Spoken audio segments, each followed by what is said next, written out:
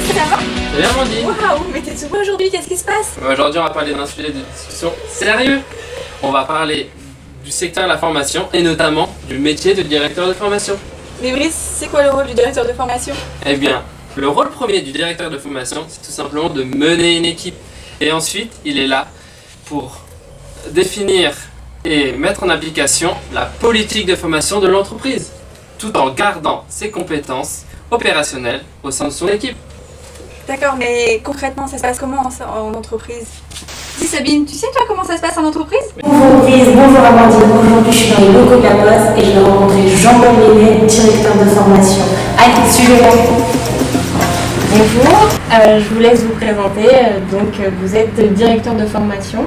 Oui, bonjour, je suis donc directeur de formation au sein du groupe La Poste, donc à la direction des fonctions support, au sein de la DSI, donc la direction des systèmes d'information de la branche service courrier colis. Est-ce que vous pouvez nous en dire un peu plus sur votre équipe du coup? L'équipe, écoutez, c'est une équipe qui est composée d'à peu près 5 personnes.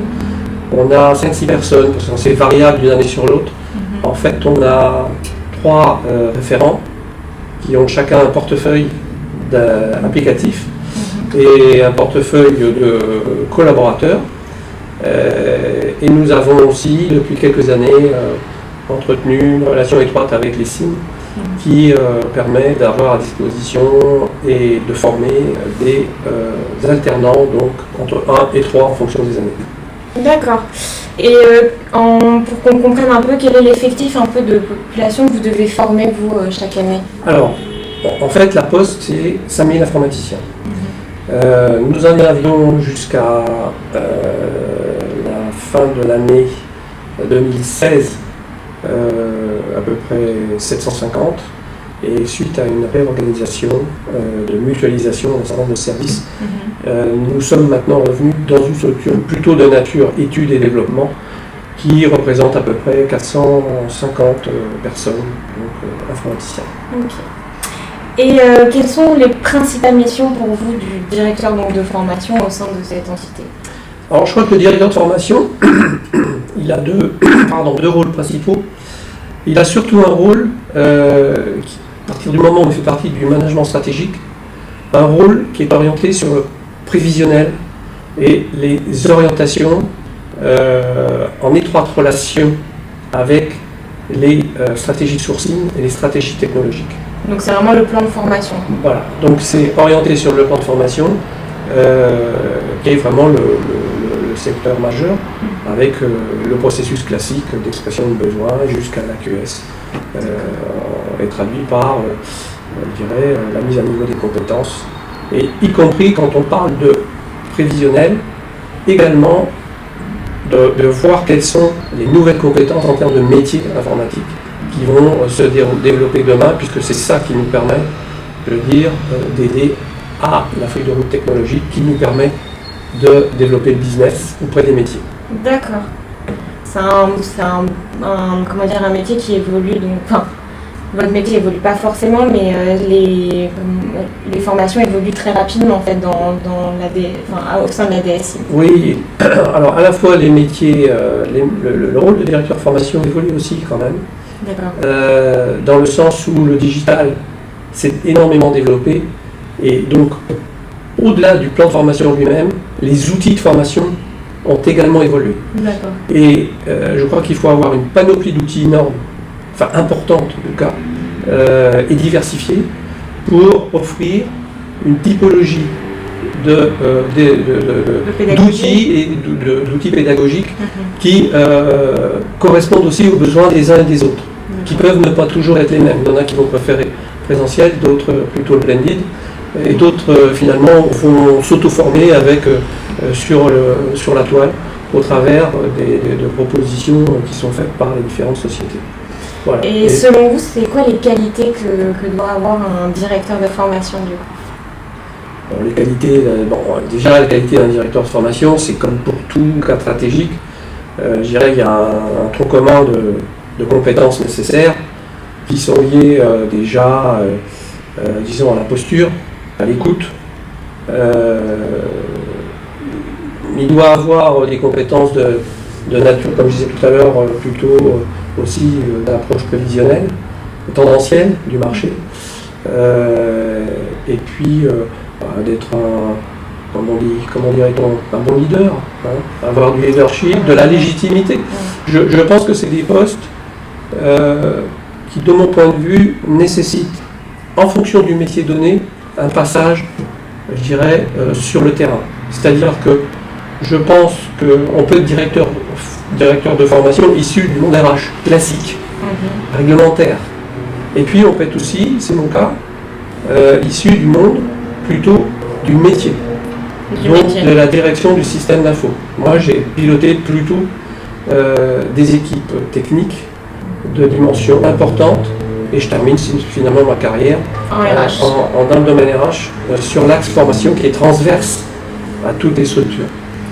Et selon vous, c'est quoi les principales freins de votre métier, les principales contraintes auxquelles vous devez faire face? Les contraintes, elles sont toujours de la même nature. C'est à la fois des contraintes budgétaires, il faut quand même dire, des contraintes budgétaires, qui ne nous permettent peut-être pas toujours de pouvoir développer certains axes. Parce que, et là je parle plutôt en tant qu'ancien informaticien, je veux dire, les projets de nature informatique sont des projets qui se développent avec des moyens quand même assez importants. Et quand on rentre dans le monde RH, on se rend compte que les budgets sont très limités. Donc on est un petit peu limité par justement cette réalité-là. Ensuite, donc la question c'était liée au frein. Donc le budget, c'est un... Donc pour moi, c'est plutôt celui-là. Je pense que c'est pas trop les moyens, je dirais, humains, parce que bon, par rapport au volume de population, je pense qu'on est très bien comme on est.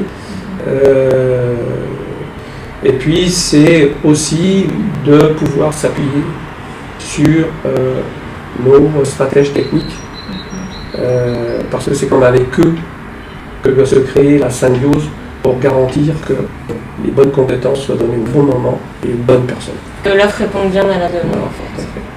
Bon, je vous remercie beaucoup et puis bonne fin de journée à vous. Merci, avec plaisir. Au revoir. Merci Sabine. Et du coup, à l'instant, on vient d'entendre le terme plan de formation.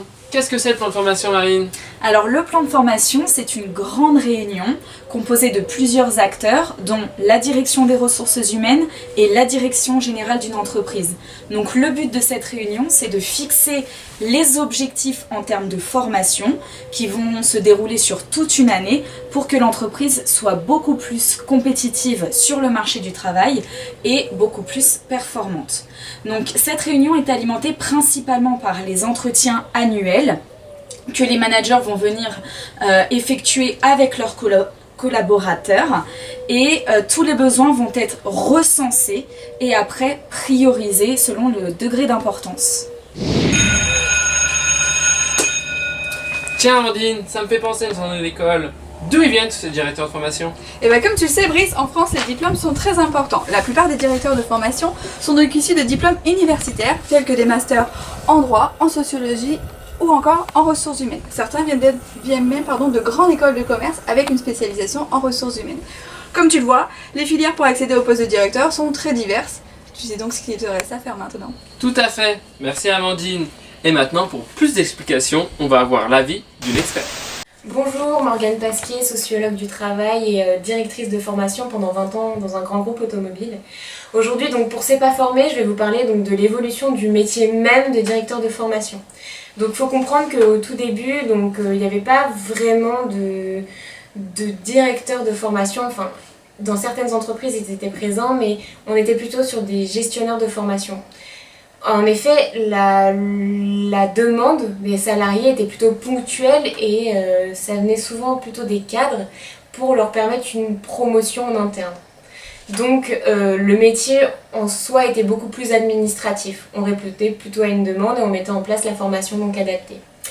Aujourd'hui, avec les évolutions du marché, avec les évolutions constantes des métiers et les engagements au niveau de l'État pour former les salariés aux évolutions, le métier a beaucoup changé. Donc il faut comprendre que le directeur de formation, aujourd'hui, il est vraiment le messager entre la stratégie de l'entreprise et les salariés. La stratégie de l'entreprise, c'est plutôt qui rentre en compte, ça va être plutôt la gestion prévisionnelle des emplois et des compétences. Donc vraiment adapter le salarié à l'évolution de l'entreprise. Donc on est vraiment passé d'un métier qui était très administratif à un métier beaucoup plus stratégique. Aujourd'hui, le directeur de formation, il doit anticiper l'avenir et permettre aux salariés de mieux s'adapter à leur environnement qui est changeant. Pour cela, il y a eu aussi l'arrivée de tout ce qui va être digital, donc tous les moyens, les nouveaux modes de pédagogie.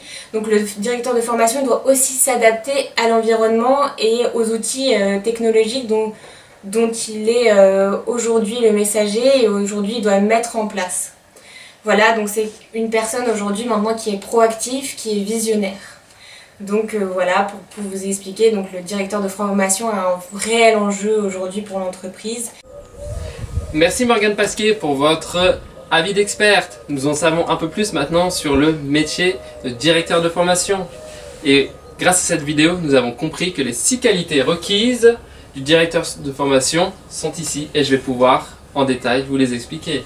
Le sens de l'organisation, tout simplement parce que le directeur de formation travaille simultanément sur plusieurs projets. La qualité des négociations, parce qu'il négocie avec les partenaires sociaux et aussi avec les nouveaux prestataires de formation. L'esprit d'initiative, tout simplement parce qu'il doit mettre en action des nouveaux plans de formation. L'empathie et la communication, parce qu'il doit animer ses équipes, mais aussi prouver l'intérêt et convaincre le bien fondé de son plan de formation. L'ouverture d'esprit, pour s'intéresser à l'ensemble des métiers qui sont présents dans son entreprise, et la curiosité pour appréhender l'évolution des métiers et des compétences futures qui seront nécessaires dans son entreprise. Et enfin, je vais vous remercier pour l'écoute active de notre émission et je vous dis à la semaine prochaine dans C'est pas formé!